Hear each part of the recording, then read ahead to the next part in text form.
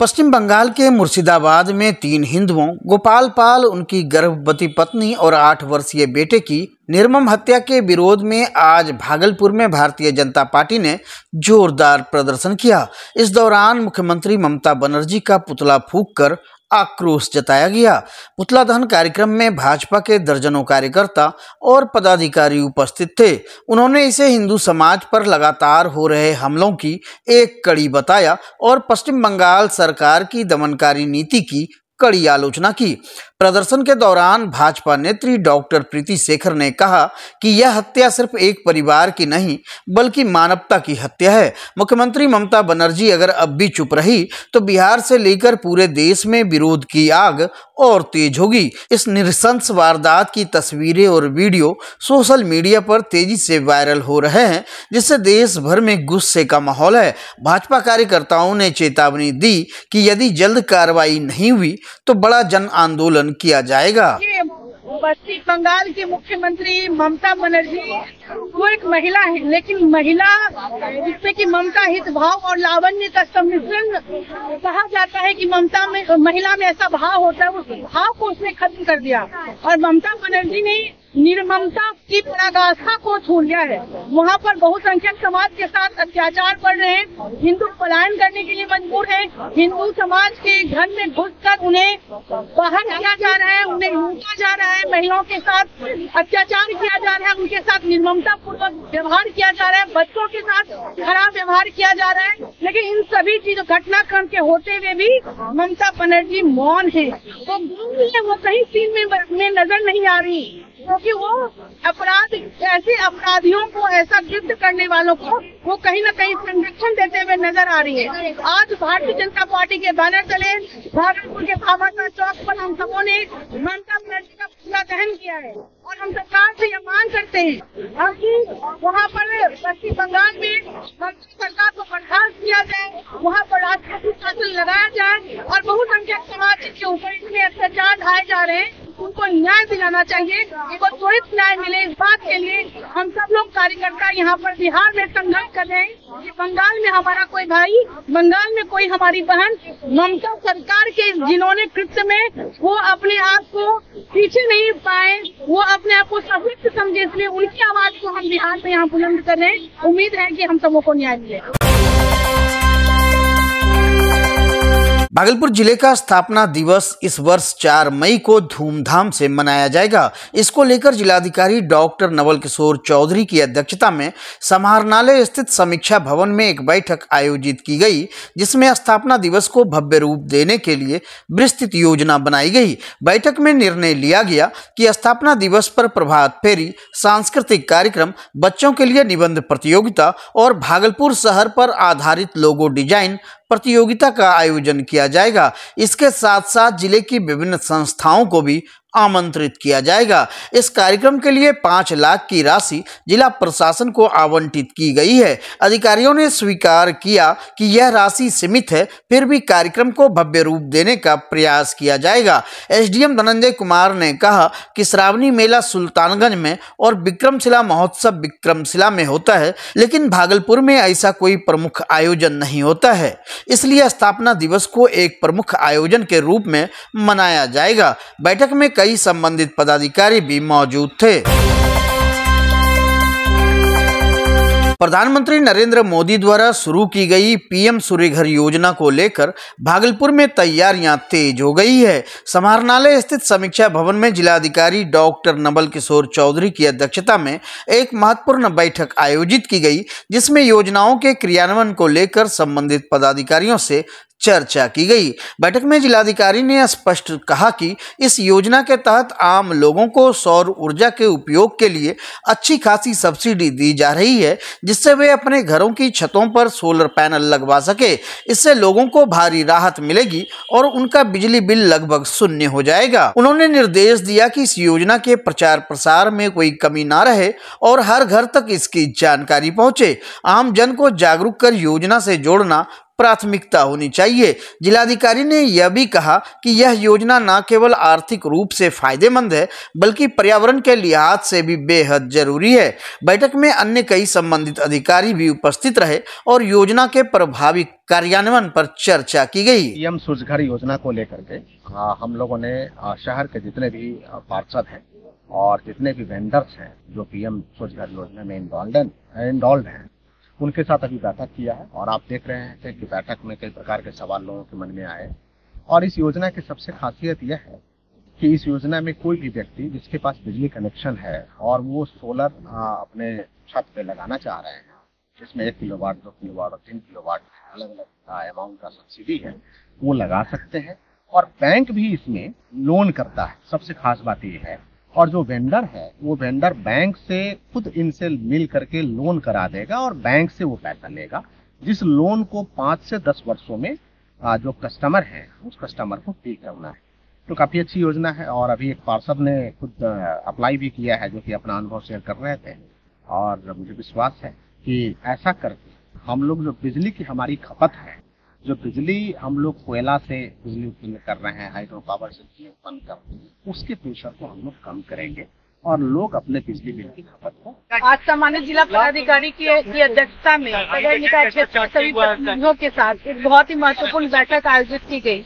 इस बैठक का मूल उद्देश्य जो है वो ये है कि पीएम सूर्य घर योजना के तहत आम जनों का बिजली बिल कैसे शून्य हो, इसके लिए हर लोग अपने घरों पर सोलर पैनल को लगाएं और उससे अपने बिजली बिल को वो 0 करें। ये बहुत ही महत्वपूर्ण योजना है और इस योजना की शुरुआत इस बार के केंद्रीय बजट में आदरणीय नरेंद्र मोदी जी ने अपने केंद्रीय बजट में इसकी घोषणा की थी और उस घोषणा को मूर्त रूप उतारने के लिए आज जिला स्तरीय बैठक में शहरी निकाय के प्रतिनिधियों ने अपना एक कमिटमेंट किया है कि हम लोग खुद से शुरुआत करके आम सभा करके और इस योजना का लोगों को लाभ दिलाने का प्रयास करेंगे। इसमें सबसे महत्वपूर्ण बात यह है कि इस योजना के लागू होने से यानी कि लोग सोलर पैनल लगाएंगे तो वो लोग फिर पोस्ट पेड अपना बिल पे करेंगे, जो कि अभी सामान्यतः हर लोग प्रीपेड मीटर कनेक्शन लगाए हुए तो उनका प्रीपेड वो बिल जमा करते से बहुत जो मध्यम वर्गीय परिवार होते हैं उनको कठिनाई का सामना करना पड़ता है। तो जब सोलर पैनल लग जाएंगे तो उनका पोस्ट पेड कनेक्शन होगा और जितना कंज्यूम होगा, जितना कंजम्पशन होगा वो यूनिट उनके पास जो जनरेट होगा, तो अगर कोई ज्यादा जनरेट हो रहा है सोलर पैनल के माध्यम से यूनिट और अगर आपका कंजम्पशन कम है तो सारा स्टोर होगा और इस तरह से एक समय ऐसा आएगा कि 0 बिजली बिल होगा। भागलपुर जिले के नारायणपुर प्रखंड अंतर्गत राष्ट्रीय राजमार्ग NH 31 पर आज एक दर्दनाक सड़क हादसे में इंदिरा आवास योजना की सहायक आशा देवी गंभीर रूप से घायल हो गई। हादसा उस वक्त हुआ जब उनकी बाइक की टक्कर एक ई-रिक्शा से हो गई। घटना भवानीपुर पंचायत क्षेत्र में हुई। टक्कर इतनी जबरदस्त थी कि आशा देवी मौके पर ही गिर पड़ी और उन्हें गंभीर चोटें आई। स्थानीय लोगों ने तत्परता दिखाते हुए उन्हें तुरंत नारायणपुर के सामुदायिक स्वास्थ्य केंद्र पहुंचाया, जहां प्राथमिक उपचार के बाद चिकित्सकों ने उनकी स्थिति को गंभीर बताते हुए उन्हें भागलपुर के मायागंज अस्पताल रेफर कर दिया। जानकारी के अनुसार घायल आशा देवी नाथनगर के टमटम चौक की निवासी है और भवानीपुर पंचायत में इंदिरा आवास योजना के तहत सहायक के रूप में कार्यरत है। हादसे के बाद घटनास्थल पर कुछ समय के लिए अफरा तफरी का माहौल बना रहा। वहीं पुलिस ने मौके पर पहुंचकर जांच शुरू कर दी है और दोनों वाहनों को अपने कब्जे में ले लिया है। पति का नाम? क्या घटना हुई है? पंचायत जा रहे थे भवानीपुर, मोटरसाइकिल से टोटो से टकरा करके एक्सीडेंट हो गए। क्या कार्य करते हैं? सहायक, इंदिरा आवास सहायक। कहाँ के लिए? भवानीपुर। भागलपुर के पर्वती लब्बूपासी लेन से एक विवादास्पद मामला सामने आया है, जिसमें 3 भाइयों सूरज कुमार शाह, गौतम शाह और अजय शाह ने खुद पर दर्ज आपराधिक मामले को साजिश बताया है। उनका कहना है कि यह मुकदमा पूरी तरह झूठा है और उन्हें बदनाम करने की नीयत से फंसाया गया है।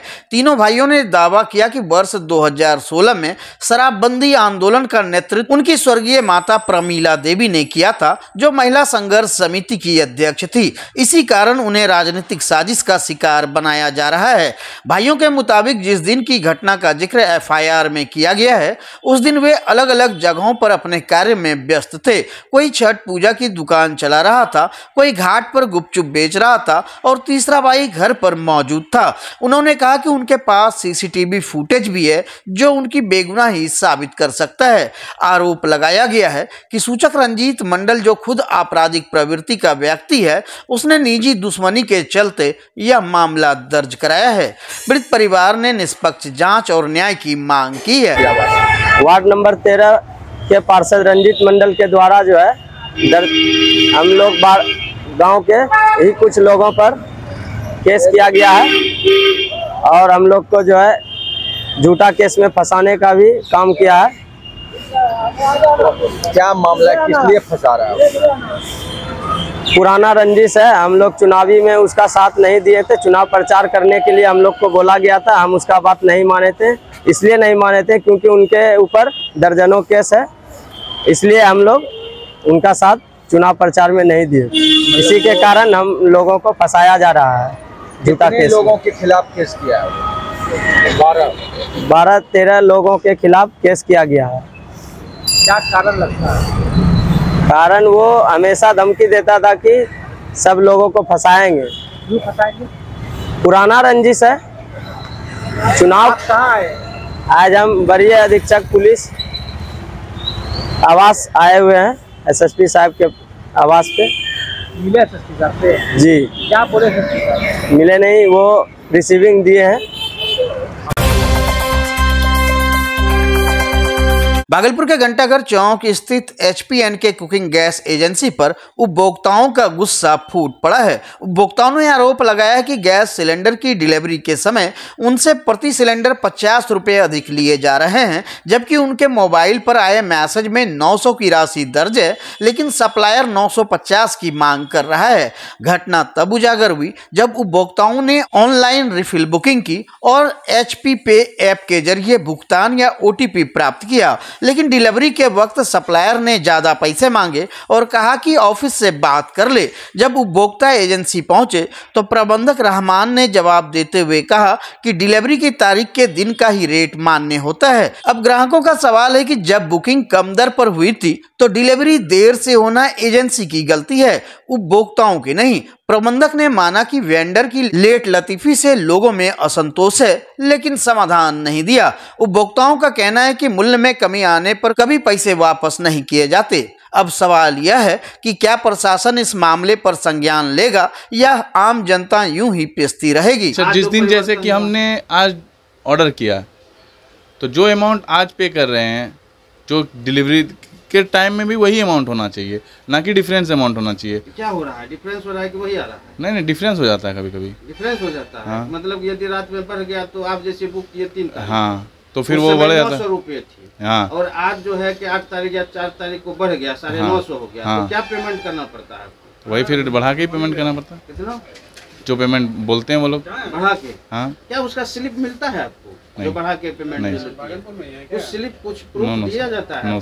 OTP आपकी वैलिड होती है कि नहीं होती है? होती है। OTP वो आता है 3 तारीख को, OTP वैलिड रहती है सर, लेकिन अमाउंट वैलिड नहीं। नो क्या सर। नाम है सर? आज उसको डिलीवरी मिला तो सर पेमेंट, और उसमें मैसेज आ रहा है, OTP आ रहा है कि 900 रुपये 50 पैसे आपको जमा करना है ई कैश मेमो में। लेकिन सर वहाँ पे पब्लिक से, कस्टमर से 951 रुपये करके लिया जा रहा है। क्या कहिएगा सर इसको? As per terms condition, date of delivery जो भी होता है, आपके कैश मेमो पे वेरिएशन अमाउंट लिखा रहता है, तो कैश मेमो को देख करके आप पेमेंट करिए। ठीक है, अगर प्राइस बढ़ जाता है तो वेरिएशन अमाउंट उस पर मेंशन रहता है, घट भी जाता है तो घटा हुआ अमाउंट उस पर मेंशन रहता है, तो वो पेमेंट आप देख करके उस पर आप पेमेंट कर सकते हैं। तो सर अगर रात में अगर इसका प्राइस बढ़ जाता है तो नेक्स्ट डे वो कैश मेमो फिर से रीओपन में चला जाता है, री जनरेट में चला जाता है, और फिर रीजनरेट होकर वही कैश मेमो पे जो प्राइस बढ़ा हुआ या घटा हुआ रहता है वो मेंशन रहता है और वो उस पर आपको पे करना होता है।